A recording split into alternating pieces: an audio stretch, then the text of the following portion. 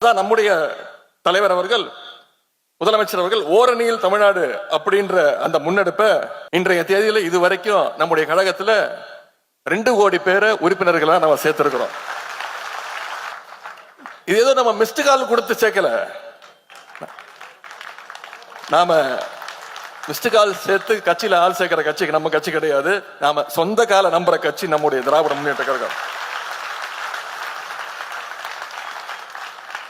ஏன்னா நம்ம வெறும் தேர்தலுக்காகவோ எண்ணிக்கைக்காகவோ உறுப்பினர்களை சேர்க்கல, வாக்காளர்களாக உறுப்பினரை சேர்க்கல. தமிழ்நாட்டுடைய மண், மொழி, மானம் காக்க ஓரணியில் தமிழ்நாடு என்ற கழகத்தின் கீழ் கழகத்துக்கு குடும்பங்களை, தமிழக குடும்பங்களை நாம சேர்த்துக்கிட்டு இருக்கிறோம். இது புரியாம திரு எடப்பாடி பழனிசாமி அவர்கள் எல்லா இடத்துலயும் போய் பேசிட்டு இருக்கிறாரு. பார்த்திருப்பீங்க, ஒரு பஸ்ல சுத்திட்டு இருக்கிறாரு.